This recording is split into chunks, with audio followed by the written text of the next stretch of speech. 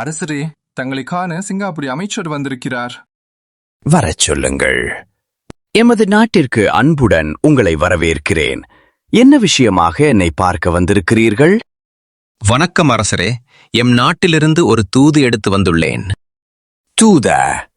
உங்கள் நாடு ஏற்கனவே செல்வம் செழிப்பு மிக்க நாடு.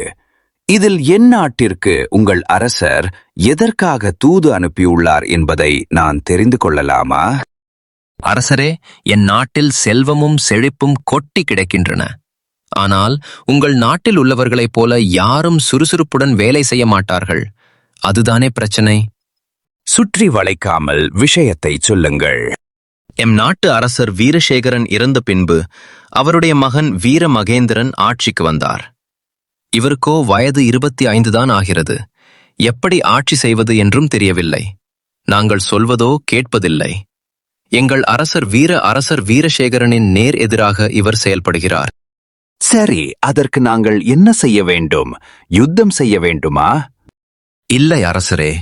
என் நாட்டு அரசர் ஒருமுறை ஓய்வு எடுத்துக் கொண்டிருக்கும் போது அவருடைய கனவில் அரசரர் வீரசேகரன் வந்து, எனக்கு ஒரு மாளிகை கட்ட வேண்டும், அதில் மக்களுக்கு தினமும் அன்னதானங்கள் நடத்தப்பட வேண்டும் என்று உத்தரவிட்டாராம். அதனால்தான் ஒரு மாளிகை கட்ட உங்களை அணுகி வந்து இருக்கிறோம். இதற்கும் ஒரு நிபந்தனை இருக்கிறது. இதை ஒரு மாதத்திற்குள் கட்டித்தர வேண்டும். அதனால் தாங்கள்தான் எனது நாட்டு அரசருக்கு அந்த அரண்மனையை கட்டித்தருமாறு உங்களை தாழ்மையுடன் கேட்டுக்கொள்கிறேன். சரி, நீங்கள் பயப்படாமல் சென்று வாருங்கள். அந்த அரண்மனையை என் நாட்டு மக்களே கட்டித் தருவார்கள். இப்போது கிளம்புங்கள். காவலாளியே, நாளை நம் அரண்மனைக்கு வெளியே நம் நாட்டு மக்களை வரச் சொல். அவர்களிடம் நான் பேச வேண்டும். எனது நாட்டு மக்களே, சிங்காபுரி ராஜ்யத்திற்கு நம்முடைய உதவி தேவைப்படுகிறது. அது என்ன உதவி அரசரே? அந்த நாட்டு அரசருக்கு ஒரு அரண்மனை கட்ட வேண்டும் என்று நம் நாட்டை தேடி வந்திருக்கிறார்கள். அங்குள்ள மக்களை வைத்து அதை செய்யலாம். ஆனால் அவர்கள் சோம்பேறித்தனம் படுவதால் நம் நாட்டை தேடி வந்திருக்கிறார்கள்.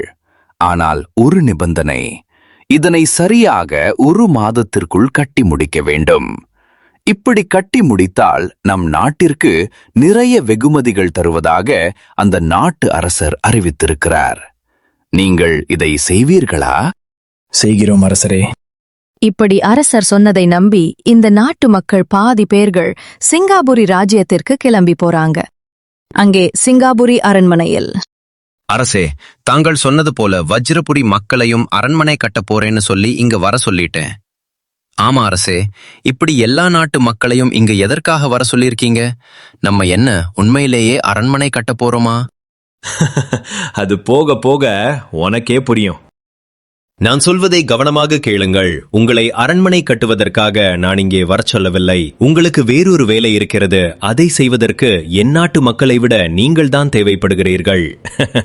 அது என்னவென்று உங்களுக்கு தெரியாமல் இருப்பதே நன்று. சரி காவலாளியே, இவர்களை நான் சொன்ன இடத்திற்கு அழைத்து சென்று போ. நான் மீண்டும் வந்து இவர்களை பார்த்துக் கொள்கிறேன். இப்படி அந்த நாட்டு அரசர் சொன்னதை கேட்டு மக்கள் ரொம்பவே அதிர்ச்சி அடைந்தார்கள். இந்த கூட்டத்துல ராமையா என்ற வயதான மனிதர் இருந்தாரு. இவர் மருத்துவ காலையில் ரொம்பவே கைத்தறிந்தவரா இருந்தாரு. பாரிசர் சொன்னது மாதிரி காவலாளி வந்து இவங்க எல்லா பேரையும் சிறைச்சாலையில போய் கைதியா வச்சுட்டாங்க. என்ன இப்படி வந்து மாட்டிக்கிட்டோம்? நம்ம அரசர் சொன்னதை கேட்டுதானே இங்க வந்தோம். ஆனா எங்க இருக்கு அரசர்? நம்மள வேற எதுக்கோ பயன்படுத்த போற மாதிரி சொல்றாரே. எதுவாக இருக்கும்? எனக்கு ரொம்ப பயமா இருக்கு. என் பேத்திக்கு நான் மட்டும்தான் இருக்கேன், வேற யாரும் இல்ல. அவன் அனாதையாகிற போற. ஆமாண்டா, நான் நிம்மதியா நம்மளோட கிராமத்துல வைத்தியம் பார்த்துட்டு வந்துட்டு இருந்தேன். என்ன போய் இப்படி வந்து மாட்டி விட்டுட்டாரு. சரி, இதை எப்படி அரசர்கிட்ட தெரிவிக்கிறது? அதுதான் அரசர் 1 மாதத்துக்குள்ள அந்த அரண்மனையை கற்றது என்று சொல்லி இருக்கிறார். 1 மாதம் வரை காத்திருப்போம். அதுக்கப்புறம் அரசர் காவலாளியை அனுப்பி பார்த்து விட்டு வர சொல்லுவார். என்ன ஏன் புது அடிமைகளை? எப்படி இருக்கிறீர்கள்? ஐயா, நீங்கள் எங்களை வைத்து என்ன செய்ய போகிறீர்கள்? நான் உங்களை வைத்து எந்த ஒரு வேலையும் செய்ய போவதில்லை. எனக்கு அதெல்லாம் ஒன்றும் வேண்டாம். எனக்கு உங்களது இதயம்தான் வேண்டும். என்னது எங்களுடைய இதயமா? அதை வைத்து நீங்கள் என்ன செய்ய போகிறீர்கள்?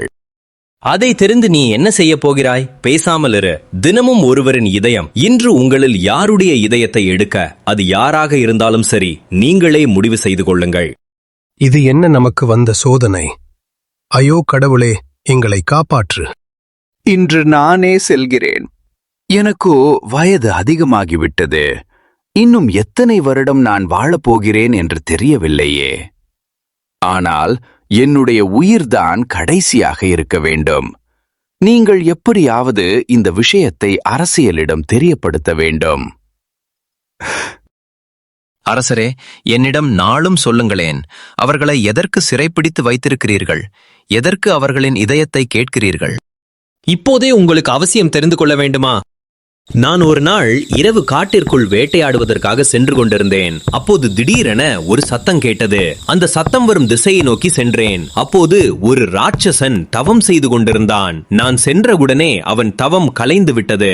உடனே எனக்கு சாபம் கொடுக்க வந்தான். ஆனால் நான் மனமுறையை மன்னிப்பு கேட்டுக்கொண்டதால் அவன் என்னை விட்டுவிட்டு எனக்கு 1000 பேரில் இதயங்கள் வேண்டுமென்று உத்தரவிட்டு உள்ளான். அதற்காகத்தான் நான் 1000 பேரில் இதயத்தை அவனுக்கு கொடுக்க இத்தனை பேரை அழைத்து வரச் சொன்னேன்.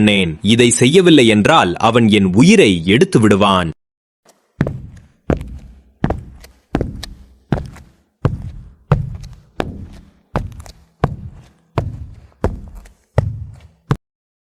அரசரே, இன்று இரவு இந்த கிழவன்தான் இறக்கப் போகிறான். இவனுடைய இதயத்தை எடுத்து நீங்கள் கொடுத்து விடுங்கள். சரி, இழுத்துச் செல்லுங்கள் இந்த கிழவனை. இப்படி அவருடைய இதயத்தை எடுப்பதற்காக அமைச்சர் பாதாளத்திற்கு கூட்டிட்டு போறாரு.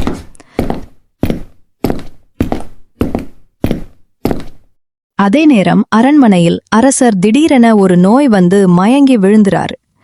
இந்த செய்திக்கு அமைச்சருக்கு தெரிய வந்து அந்த பெரியவரையும் ஒண்ணுமே பண்ணாம அரண்மனைக்கு வந்துடுறாங்க. அந்த பெரியவர் மருத்துவரா இருக்கிறதால அரசரை குணப்படுத்த முடியுமா என்று பக்கத்துல போய் பாக்குறாரு. டேய் கிழவா, என்ன செய்து கொண்டிருக்கிறாய்? பின்னாடி வா. ஐயா, நான் எனது கிராமத்தில் மருத்துவராக இருக்கிறேன். நான் இவரை சோதனை செய்து பார்த்ததில் இவருக்கு கொடிய நோய் ஒன்று வந்துள்ளது. இதை உடனே சரி செய்யவில்லை என்றால் இவர் உயிருக்கே ஆபத்தாகிவிடும். இந்த கொடிய நோய்க்கு காட்டில் கிடைக்கும் ஒரு மூலிகைதான் இதற்கு மருந்து. உடனே சென்று அந்த மூலிகை எடுக்கவில்லை என்றால் இவர் இறந்து விடுவார். சரி வா, நாம் இருவரும் சென்று அந்த மூலிகையை எடுத்து வருவோம்.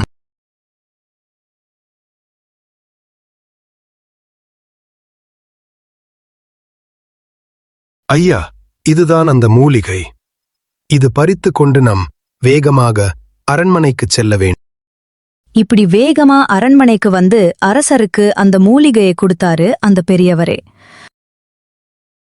உடனே அரசரும் எந்திரிச்சிட்டாரு. நீங்க என் உயிரையே காப்பாத்திட்டீங்க. உங்களுக்கு நான் எப்படி நன்றி சொல்ல போறேன்னு எனக்கே தெரியல. நான் உங்களை கொஞ்சவே தெரிஞ்சோம். நீங்க எனக்கு உதவி பண்ணிருக்கீங்க. என்னோட தவறை எனக்கு புரிய வச்சிட்டீங்க ஐயா.